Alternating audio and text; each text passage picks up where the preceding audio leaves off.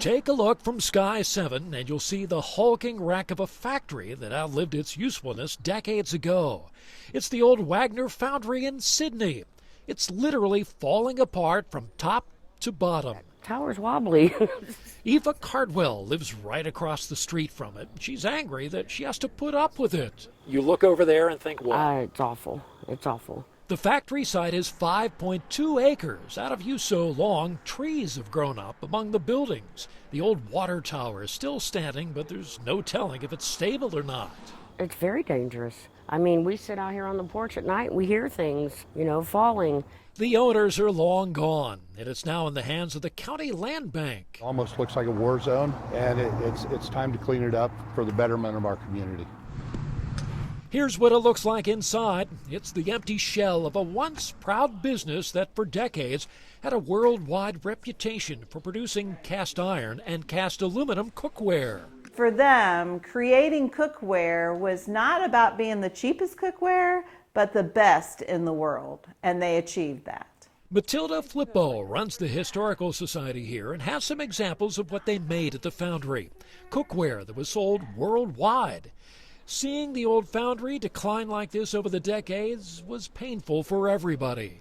It's really, really sad because you saw men's dreams disappear into ashes. The foundry went silent decades ago, and ever since then it sat here just rotting away.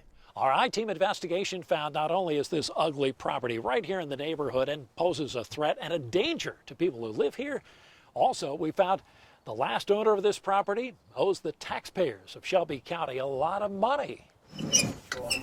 At the I-Team's request, Shelby County Auditor Amy Burning pulled the old property tax books from the 1890s showing taxes paid for decades. But those payments stopped 20 years ago. And how much is owed now?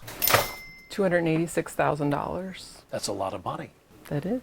On paper, this mess belongs to a company called Master Vision Polishing, but they went out of business a long, long time ago. Is there any hope the county will see any of that tax money? No, this has been a long time going. It's since 2007, so there's no one to collect that money from.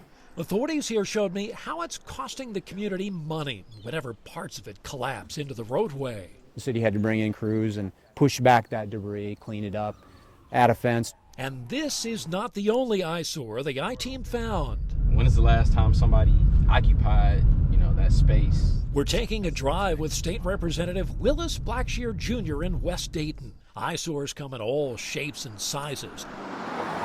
He showed us boarded up houses, an empty church with the door wide open, and then there's this, the old YMCA building that's become an illegal dumping ground for trash. We have nobody to hold accountable because we don't know who owns this. Property records come back to a company called Aquatic and Fitness Center, but there's no information on who that is. They owe the county $183,966. The crickets in the weeds aren't the only residents here. It looks like a camp for squatters. And in response, Blackshear has introduced a bill at the State House to help keep better track of who owns these properties and hold them accountable. It will require owners of vacant properties to update their contact information annually and within 60 days within any change.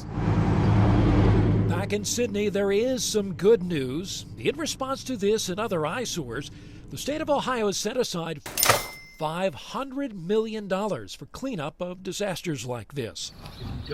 The director of the land bank is optimistic about getting some of that funding. We're in line for money, and we're going to make this happen. And while the old foundry continues to fall apart, the message from neighbors is clear. I tell them to get it tore down now. Get her done. Yesterday. For the city, for us, for the kids. What a mess, Jim. I feel so bad for these people who live near these properties. So how many of these messes or eyesores are here in the Miami Valley and across the state? And how's this funding going to work? We're estimating about a half dozen here in the Miami Valley, and literally dozens and dozens all across the state of Ohio might qualify for this funding. The state of Ohio right now is putting together the rules for distribution of that money, and then we're expecting that that money will begin to flow sometime next year. So the people in Sydney are hoping they'll be able to get in line for the money, qualify for it, and start to see that money flow, maybe start to see some progress on their site sometime next year. Hopefully. And of course, we will continue to follow this story as it moves through the state. This was your last special report for us, Jim, as you retire. We just want to thank you so much for being such a great friend and colleague to all of us here at News Center 7 and to the people of the Miami Valley. And we wish you the very best. We do have a story about your retirement on Monday at 5:45. So I hope everybody's going to join us, and I hope you'll like it too. Okay, thank you. It's been a great adventure here at News Center 7.